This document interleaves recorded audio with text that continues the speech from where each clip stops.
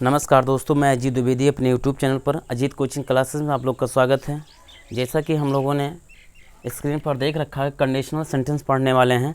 ये आपके all one day exams में फुलफ़िल होगा, यानी चाहे आप एसएससी का पेपर दे रहे हों, एसएससी में चाहे सीजीएल है, चाहे एमटीएस है, चाहे सीएचएसएल है, चाहे सीपीओ का पेपर है, चाहे एसएससी जीडी का है, इवन एनडीए जितने भी आपको पेपर देना है, टीचिंग एग्ज़ाम, इस सब में हेल्पफुल होगा।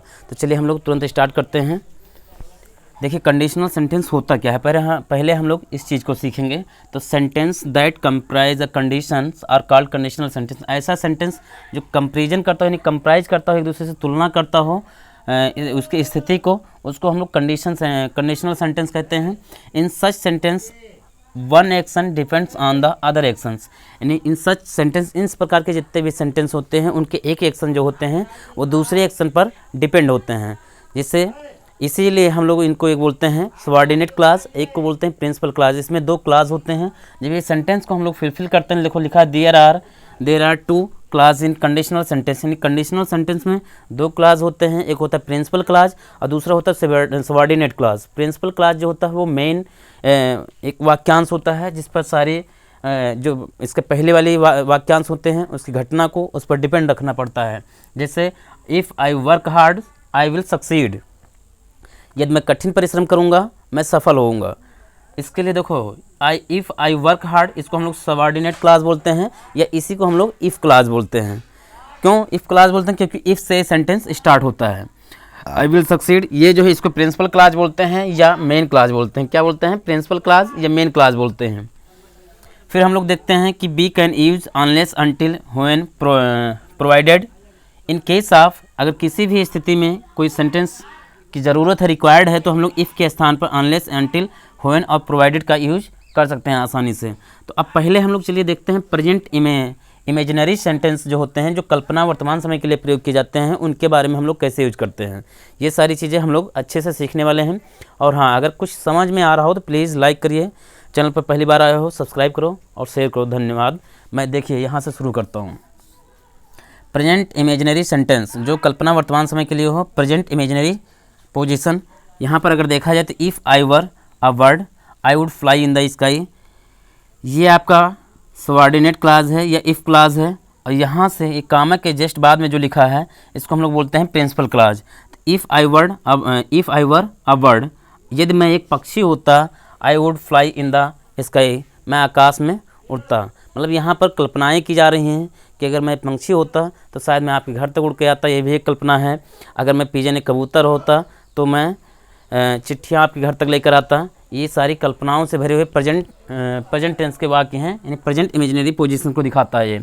उसी तरह से if I were the education minister, अगर मैं एजुकेशन मिनिस्टर होता, I would bring several reform, मैं बहुत सारे रिफॉर्म प्रोवाइड करवाता जिससे लोगों को रोज़गार मिलता। तो चलिए इस पर बेस कुछ मैं एग्जाम्पल लिया हूँ, आप एग्जाम्पल को देखिए।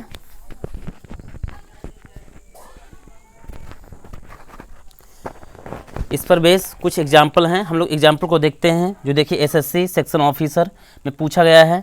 फिर अगला एग्जाम्पल जो है वो एसएससी सीपीओ में पूछा गया है, एसआई, ये एसआई में उसमें पूछा, स्टेनोग्राफर में पूछा गया, इंटेलिजेंस में पूछा गया है। फिर एसएससी 10+2 लेवल में, या हम लोग इसी को बोलते हैं सीएचएसएल लेवल में पूछा गया है। अगला एग्जाम्पल फिर एसएससी स्टेनो 2017 में पूछा गया, एसएससी सीपीओ में पूछा गया है, एसएससी सीपीओ 2017 और 2018 में पूछा गया है। तो हम लोग एक एक एग्जाम्पल को देखते हैं। पहली चीज़ माइंड में रखना, आई के जस्ट बाद में हम लोग वाज नहीं यूज करेंगे, हमको हमेशा वर यूज करना है, यानी सब्जेक्ट के जस्ट बाद में हम लोग वर्ब का यूज करेंगे। दूसरी बात, जब हम लोग मॉडल को देखेंगे, यानी नेक्स्ट सेंटेंस में या नेक्स्ट जो प्रिंसिपल क्लास होगा उसमें मॉडल के जस्ट बाद में हम लोग बेस फॉर्म का प्रयोग करेंगे, base form of the verb, यानी वर्ब का बेस फॉर्म का प्रयोग करेंगे। चलिए क्वेश्चन को स्टार्ट करते हैं।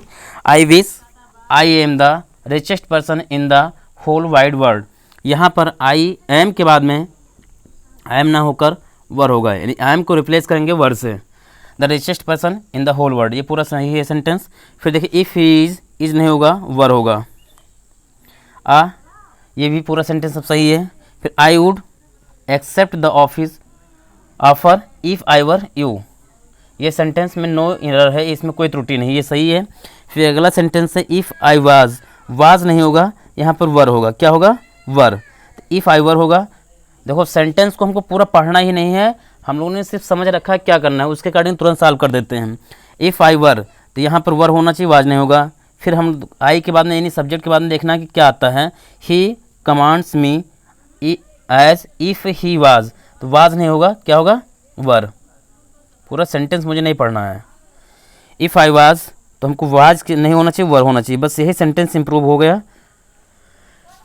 तो ये कुछ आपके 6 एग्जाम्पल थे जो किसी न किसी पेपर में पूछे गए हैं, मैं उसको लेकर आया हूँ। जब मैं नेक्स्ट पेपर लेकर आऊँगा या इसी का जब नेक्स्ट पार्ट लेकर आऊँगा, ये जब पूरा कंप्लीट हो जाएगा ऐसे कह सकते हो, तो मैं एक टेस्ट लूँगा और उस टेस्ट में सारे आपके प्रीवियस ईयर के क्वेश्चन ही होंगे। उस क्वेश्चन को मैं खुद सॉल्व करवाऊँगा और जब पूरा पढ़ लोगे तो आपको लगेगा कि हाँ कितने आसानी से किया जा सकता है। इसमें हम लोग को कुछ करना नहीं होता है, सिर्फ कीवर्ड से पूरा गेम को खेलना होता है। अगर कोई दिक्कत होती है तो प्लीज़ कमेंट करिएगा, मैं नेक्स्ट वीडियो में उसका सलूशन दूंगा। धन्यवाद, मिलता हूँ नेक्स्ट वीडियो में।